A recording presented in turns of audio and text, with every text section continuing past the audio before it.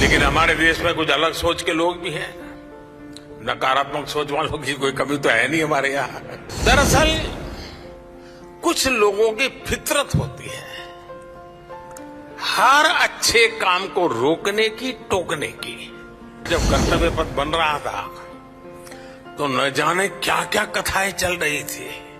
इस निर्माण को रोकने के लिए भी नकारात्मक सोच वालों ने क्या क्या कोशिशें नहीं की।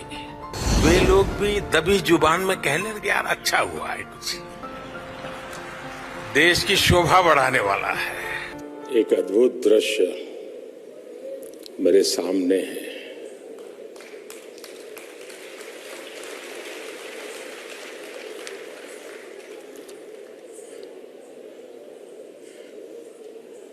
भव्य है, विराट है, विहंगम है। और ये आज का ये जो अवसर है, इसके पीछे जो कल्पना है, और आज हमारी आंखों के सामने उस सपने को साकार होते हुए देख रहे हैं, तब मुझे एक प्रसिद्ध कविता की पंक्तियां गुनगुनाने का मन करता है। नया प्रात है, नया प्रात है, नई बात है, नई किरण है, ज्योति नई, नई उमंगे, नई तरंगे, नई आस है, सांस नई। उठो धरा के अमर सपूतों, उठो धरा के अमर सपूतों, पुनः नया निर्माण करो। जन जन के जीवन में फिर से नई स्फूर्ति, नव प्राण भरो।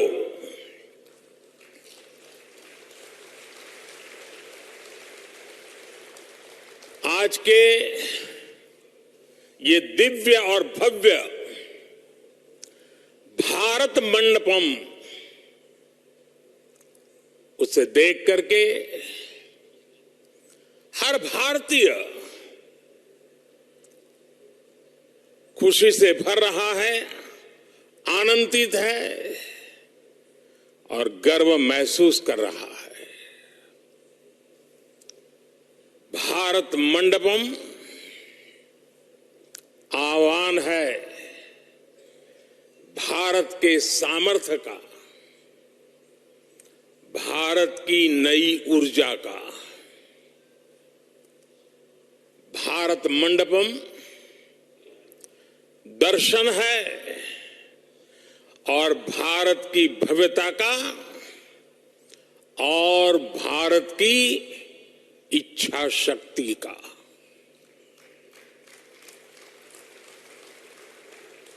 कोरोना के कठिन काल में जब हर तरफ काम रुका हुआ था, हमारे देश के श्रमजीवियों ने दिन रात मेहनत करके इसका निर्माण पूरा किया है।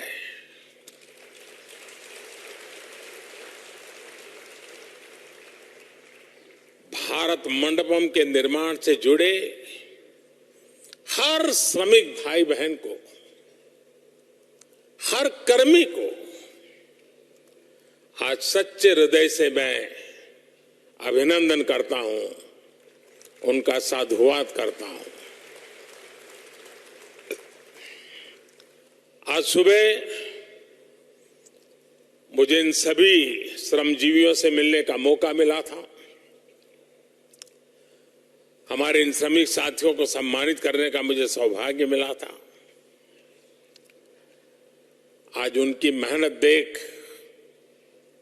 पूरा भारत विस्मित है, भारत चकित है।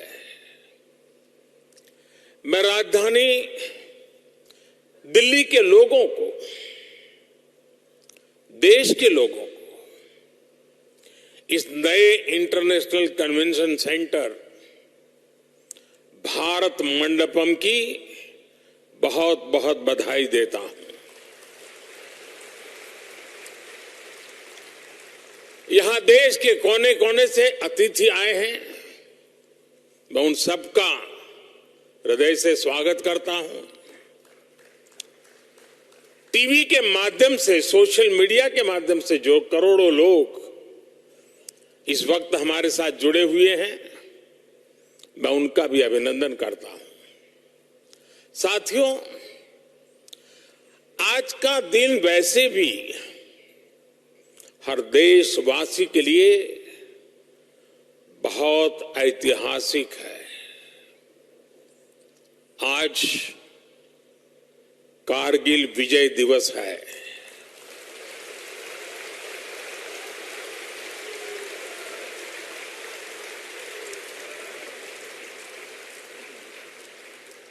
देश के दुश्मनों ने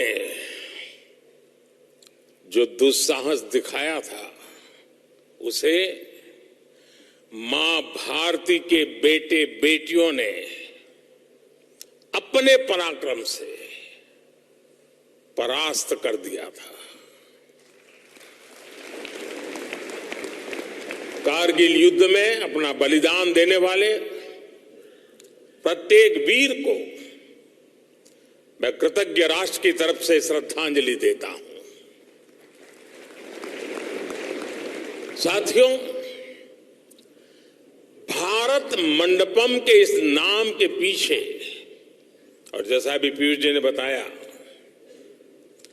भगवान बसवेश्वर के अनुभव मंडपम की प्रेरणा है। अनुभव मंडपम यानी वाद और संवाद की लोकतांत्रिक पद्धति।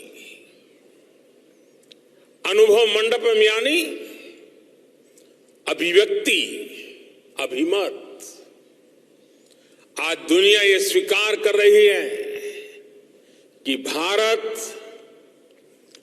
मदर ऑफ डेमोक्रेसी है।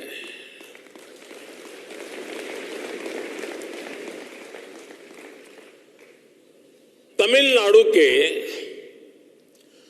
उत्तरा मेरूर में मिले शिलालेखों से लेकर वैशाली तक भारत की वाइब्रेंट डेमोक्रेसी सदियों से हमारा गौरव रही है। आज जब हम आजादी के 75 वर्ष होने पर अमृत महोत्सव मना रहे हैं,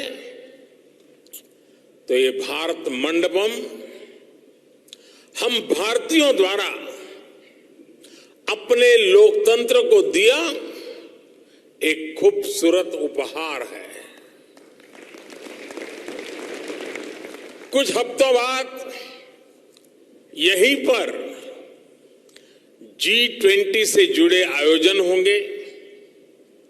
दुनिया के बड़े बड़े देशों के राष्ट्राध्यक्ष यहां उपस्थित होंगे।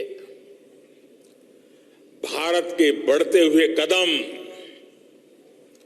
और भारत का बढ़ता हुआ कद, इस भव्य भारत मंडप से पूरी दुनिया देखेगी। साथियों, आज पूरी दुनिया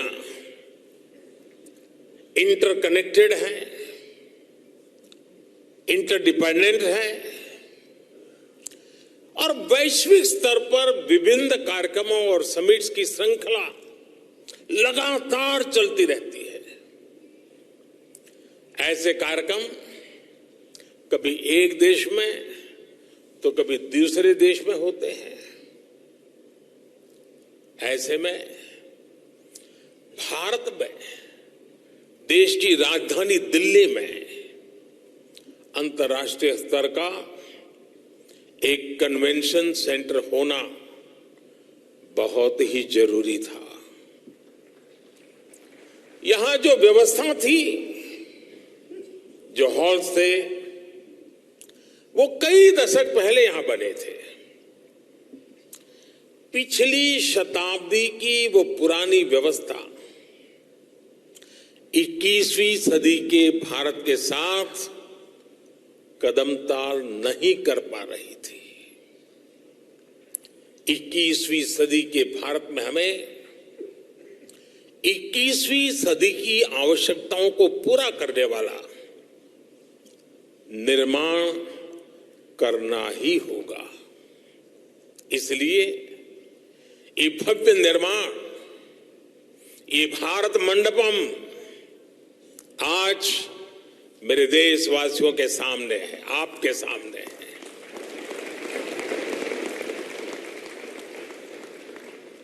भारत मंडपम देश विदेश के बड़े बड़े एग्जीबिटर्स को मदद करेगा। भारत मंडपम देश में कॉन्फ्रेंस टूरिज्म का बहुत बड़ा जरिया बनेगा।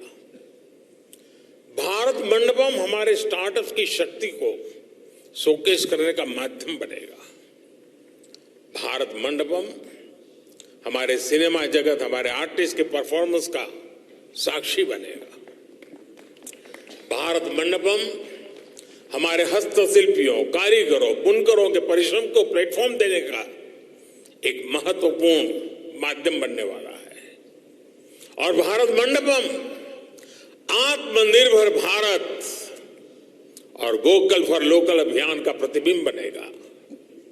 यानी इकोनॉमी से इकोलॉजी तक, ट्रेड से टेक्नोलॉजी तक, ऐसे हर आयोजन के लिए ये विशाल परिश्रम और ये विशाल परिसर, ये भारत मंडपम बहुत बड़ा मंच बनेगा।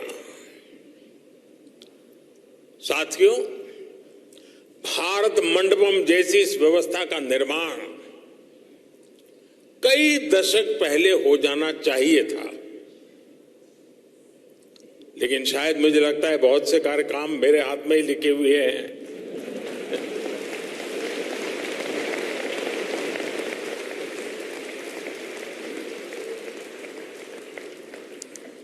और हम देखें, दुनिया में किसी देश में अगर एक ओलंपिक समिट होता है, पूरी दुनिया में उस देश का प्रोफाइल एकदम से बदल जाता है।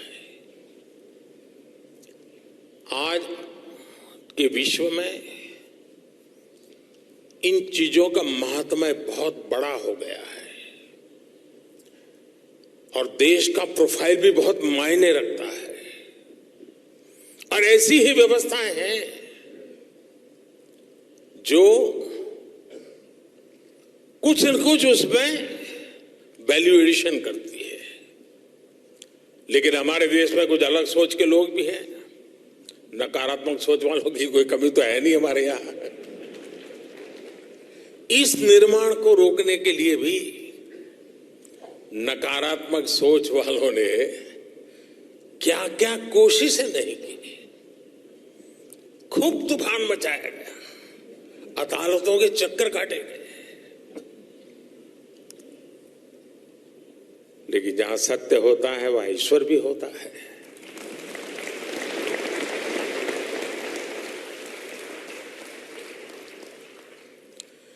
लेकिन अब यह सुंदर परिसर आपकी आंखों के सामने मौजूद है। दरअसल कुछ लोगों की फितरत होती है हर अच्छे काम को रोकने की, टोकने की। अब आपको याद होगा जब कर्तव्य पथ बन रहा था तो न जाने क्या क्या कथाएं चल रही थी। फ्रंट पेज पर ब्रेकिंग न्यूज में क्या कुछ चल रहा था। अदालत में भी न जाने कितने मामले उठाए गए थे। लेकिन जब अब कर्तव्य पथ बन गया, वे लोग भी दबी जुबान में कहने लगे, यार अच्छा हुआ है, कुछ देश की शोभा बढ़ाने वाला है। और मुझे विश्वास है कुछ समय बाद भारत मंडपम के लिए भी वो टोली खुल करके बोले या ना बोले, लेकिन भीतर से तो स्वीकार करेगी और हो सकता है किसी एक समारोह में यहां आकर के लेक्चर देने भी आ जाएंगे।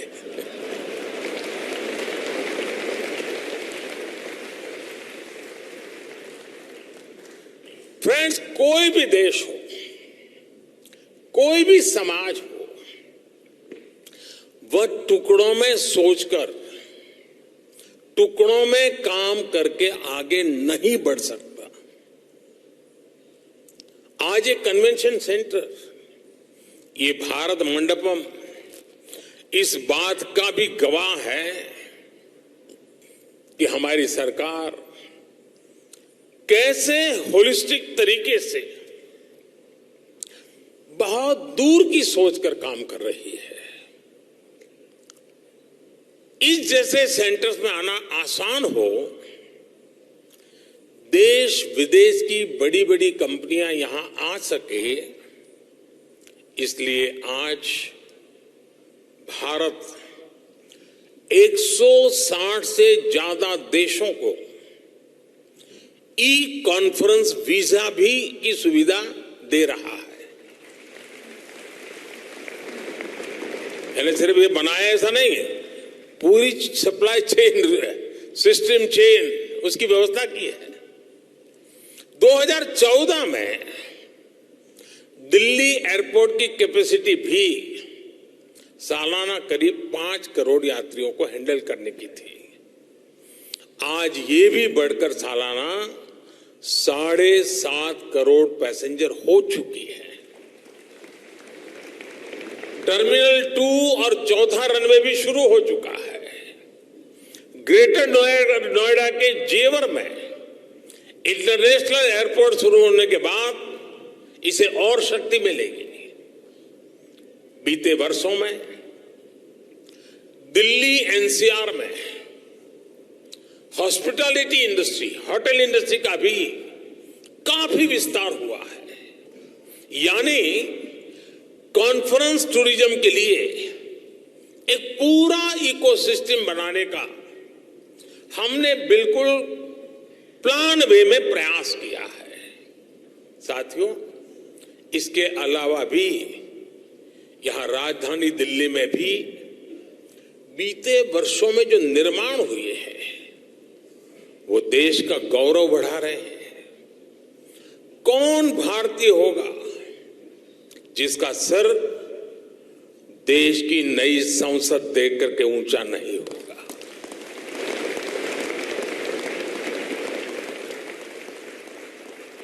आज दिल्ली में नेशनल वॉर मेमोरियल है, पुलिस मेमोरियल है, बाबा साहब आंबेडकर मेमोरियल है। आज कर्तव्य पथ के आसपास सरकार के आधुनिक ऑफिसेस, दफ्तर, उस पर बहुत तेजी से काम चल रहा है। हमें वर्क कल्चर भी बदलना है, वर्क एनवायरनमेंट भी बदलना है। आप सबने देखा होगा प्राइम मिनिस्टर्स म्यूजियम से आज नई पीढ़ी को देश के सभी पूर्व प्रधानमंत्रियों के बारे में वहां जानने का मौका मिल रहा है। जल्द ही दिल्ली में, और ये भी आप लोगों के लिए खुशखबरी होगी, दुनिया के लिए भी खुशखबरी होगी, जल्द ही दिल्ली में दुनिया का सबसे बड़ा, और जब मैं कहता हूं दुनिया का सबसे बड़ा, मतलब दुनिया का सबसे बड़ा, दुनिया का सबसे बड़ा म्यूजियम युगे युगीन भारत भी बनने जा रहा है।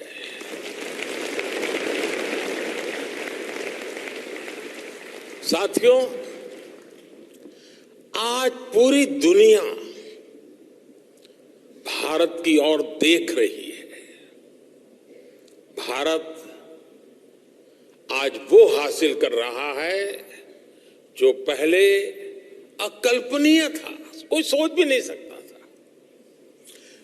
विकसित होने के लिए हमें बड़ा सोचना ही होगा, बड़े लक्ष्य हासिल करने ही होंगे।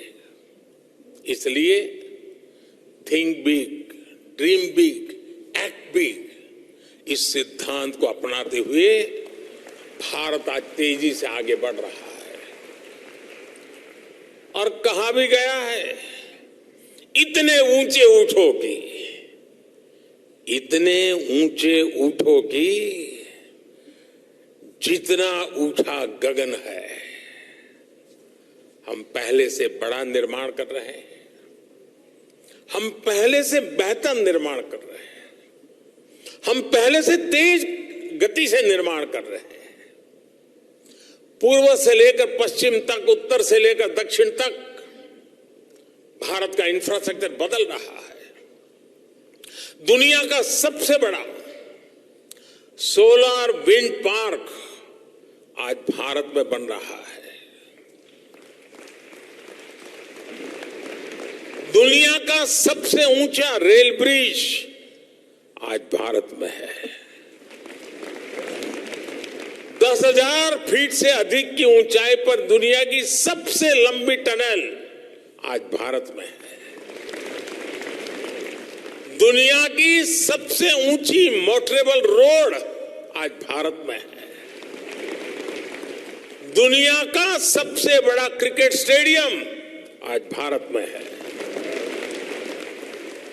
दुनिया की सबसे ऊंची प्रतिमा आज भारत में है। एशिया का दूसरा सबसे बड़ा रेल रोड ब्रिज भी भारत में है। आज भारत दुनिया के उन देशों में है जहां ग्रीन हाइड्रोजन पर इतना बड़ा काम हो रहा है। साथियों, आज हमारी सरकार के स्तंभ और पिछले टर्म के कार्यों का परिणाम पूरा देश देख रहा है। आज देश का विश्वास पक्का हो गया है कि अब भारत की विकास यात्रा रुकने वाली नहीं है।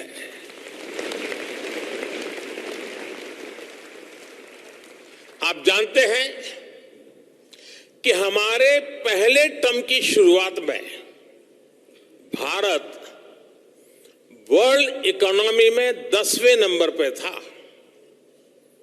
जब मुझे आप लोगों ने काम दिया तो हम अब 10 नंबर ही थे।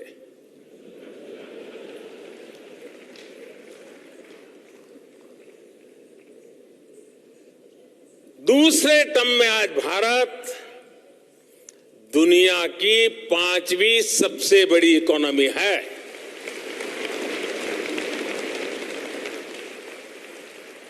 और ये ट्रैक रिकॉर्ड के आधार पर, बातों बातों में नहीं, ट्रैक रिकॉर्ड के आधार पर मैं कह रहा हूं, मैं देश को ये भी विश्वास दिलाऊंगा कि तीसरे टर्म में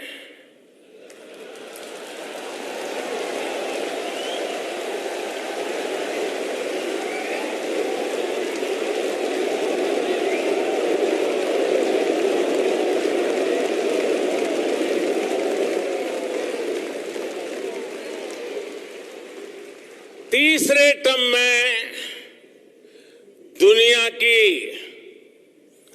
पहली 3 इकोनॉमीज में एक नाम भारत का होगा।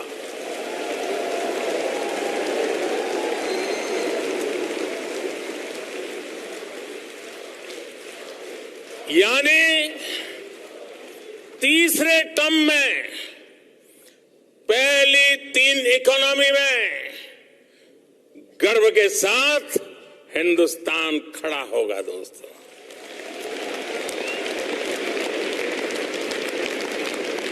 थर्ड टर्म टॉप 3 इकोनॉमी पे पहुंच के रहेगा भारत। और ये मोदी की गारंटी है।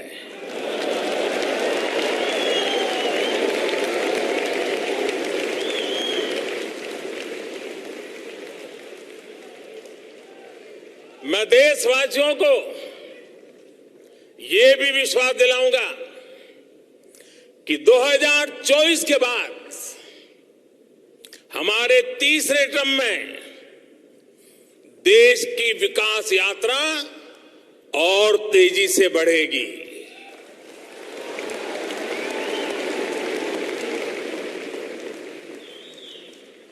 और मेरे तीसरे कार्यकाल में आप अपने सपने अपनी आंखों के सामने पूरे होते देखेंगे।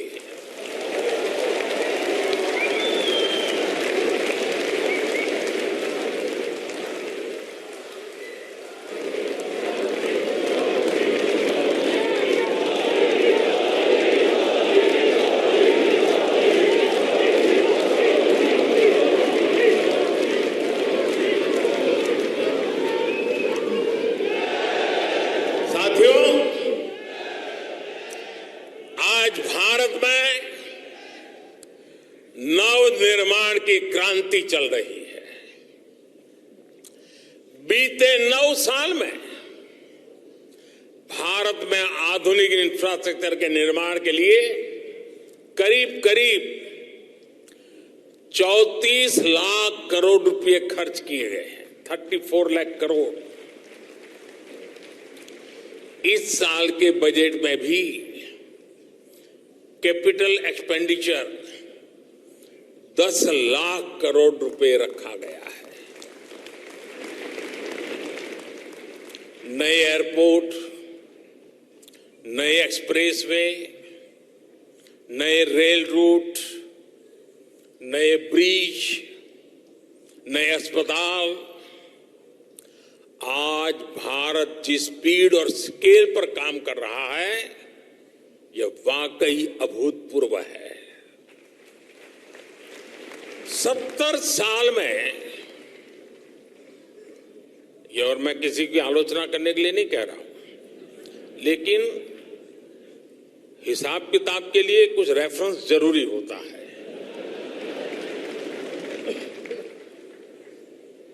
और इसलिए मैं उस रेफरेंस के आधार पर बात कर रहा हूं। 70 साल में भारत में सिर्फ 20,000 किलोमीटर के आसपास रेल लाइनों का इलेक्ट्रिफिकेशन हुआ था। 20,000 किलोमीटर। जबकि पिछले 9 साल में भारत में करीब करीब 40,000 किलोमीटर रेल लाइनों का इलेक्ट्रिफिकेशन हुआ है।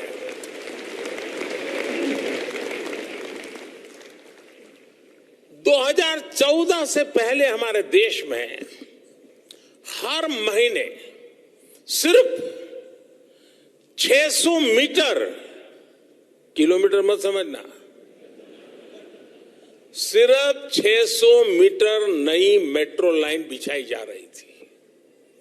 आज भारत में हर महीने 6 किलोमीटर नई मेट्रो लाइन का काम पूरा हो रहा है।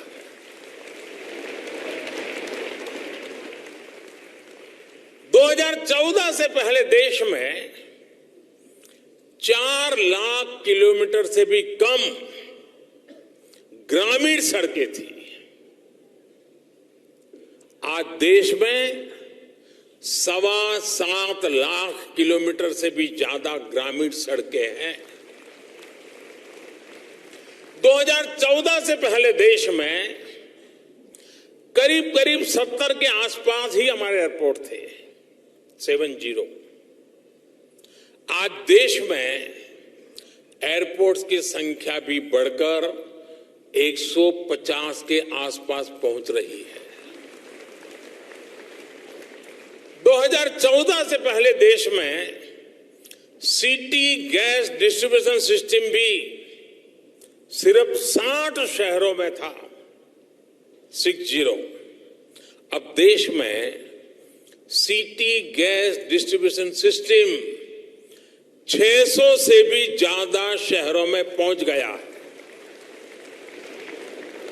साथियों, बदलता हुआ भारत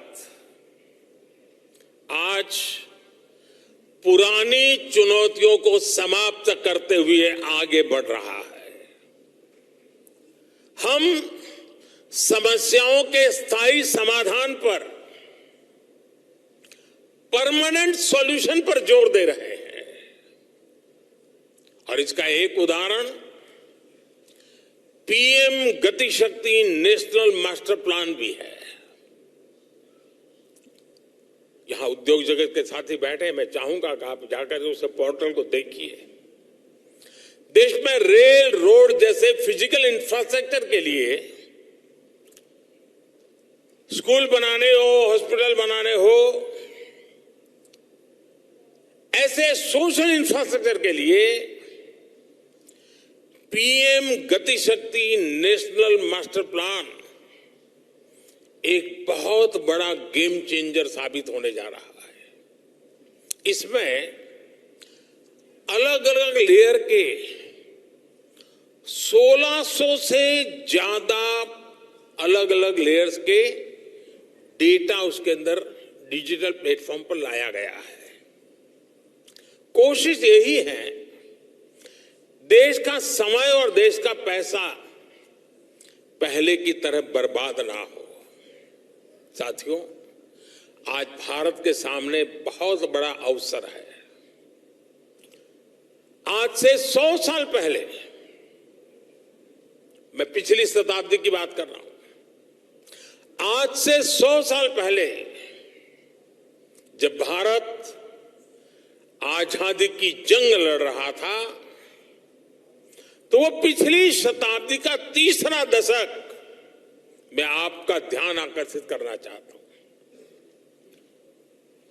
1923-1930 का वो कालखंड याद कीजिए। पिछली शताब्दी का तीसरा दशक भारत की आजादी के लिए बहुत अहम था। इसी प्रकार 21वीं सदी का ये तीसरा दशक भी उतना ही महत्वपूर्ण है। पिछली शताब्दी के तीसरे दशक में ललक थी, लक्ष्य था स्वराज्य का। आज लक्ष्य है समृद्ध भारत का, विकसित भारत बनाने का। उस तीसरे दशक में देश आजादी के लिए निकल पड़ा था।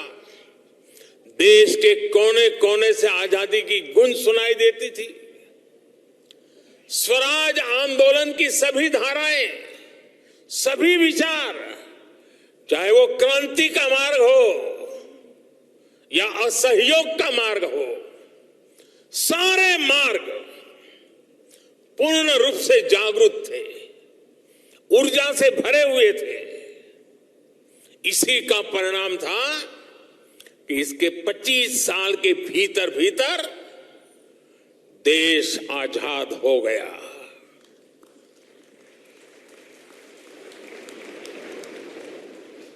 आजादी का हमारा सपना साकार हुआ। और इस शताब्दी के इस तीसरे दशक में हमारे सामने अगले 25 साल का लक्ष्य है। हम समर्थ भारत का सपना लेकर, विकसित भारत का सपना लेकर निकल पड़े हैं। हमें भारत को वो ऊंचाई देनी है, उस सफलता पर पहुंचाना है जिसका सपना हर स्वतंत्रता सेनानी ने देखा था। हमें इस संकल्प की सिद्धि के लिए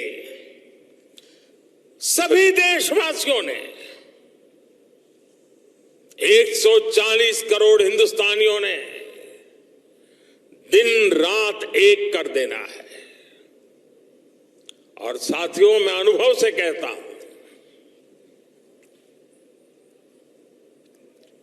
मैंने एक के बाद एक सफलताओं को अपनी आंखों के सामने देखा है। मैंने देश की शक्ति को भली भांति समझा है, देश के सामर्थ्य को जाना है, और उसके आधार पर मैं कहता हूं, बड़े विश्वास से कहता हूं, भारत मंडपम में खड़े होकर के ये सुज्ञ जनों के सामने कहता हूं, भारत विकसित हो सकता है, अवश्य हो सकता है। भारत गरीबी दूर कर सकता है, जरूर कर सकता है। और मेरे इस विश्वास के पीछे जो आधार है, वो भी मैं आज आपको बताना चाहता हूं। नीति आयोग की रिपोर्ट में सामने आया है कि भारत में सिर्फ 5 साल में 13.5 करोड़ लोग गरीबी से बाहर निकले हैं। 5 साल में। और भी अंतर्राष्ट्रीय एजेंसियां भी ये कह रही हैं कि भारत में अति गरीबी जो है, एक्सट्रीम पॉवर्टी, वो खत्म होने के कगार पर हो रहे हैं। यानी बीते 9 वर्षों में देश ने जो नीतियां बनाई है, जो निर्णय लिए हैं, वो देश को सही दिशा में ले जा रहे हैं। साथियों, देश का विकास तभी हो सकता है जब नीयत साफ हो, नीति सही हो, देश में सार्थक परिवर्तन लाने के लिए उपयुक्त नीति हो। भारत की प्रेसिडेंसी के दौरान पूरे देश में हो रहे G20 के आयोजन भी इसका एक प्रेरक उदाहरण है। हमने G20 को सिर्फ एक शहर, एक स्थान तक सीमित नहीं रखा। हम G20 की बैठकों को देश के 50 से ज्यादा शहरों में ले गए। हमने इसके माध्यम से भारत की विविधता को शोकेश किया है। हमने दुनिया को दिखाया कि भारत की सांस्कृतिक शक्ति क्या है, भारत की विरासत क्या है, विविधताओं के बीच भी भारत किस प्रकार से प्रगति कर रहा है, भारत किस प्रकार से विविधता को सेलिब्रेट करता है। आज दुनिया भर से लोग इन आयोजनों में हिस्सा लेने के लिए भारत आ रहे हैं। G20 की बैठकों के लिए अनेक शहरों में नई सुविधाओं का निर्माण हुआ, पुरानी सुविधाओं का आधुनिकीकरण हुआ। इससे देश का फायदा हुआ, देश के लोगों का फायदा हुआ। और यही तो सुशासन है, यही तो गुड गवर्नेंस है। नेशन फर्स्ट, सिटीजन फर्स्ट की भावना पर चलते हुए ही हम भारत को विकसित भारत बनाने वाले हैं। साथियों, इस महत्वपूर्ण अवसर पर आप सबका यहां आना, ये अपने आप में आपके दिल के कोने में भी भारत के ये जो सपने पड़े हैं ना, उन सपनों को खाद पानी देने का ही अवसर है जी। एक बार फिर भारत मंडपम जैसी शानदार सुविधा के लिए दिल्ली के लोगों को, देश के लोगों को मैं बहुत बहुत बधाई देता हूं। और इतनी बड़ी तादाद में आप आए, मैं आपका फिर से एक बार स्वागत और अभिनंदन करता हूं। धन्यवाद।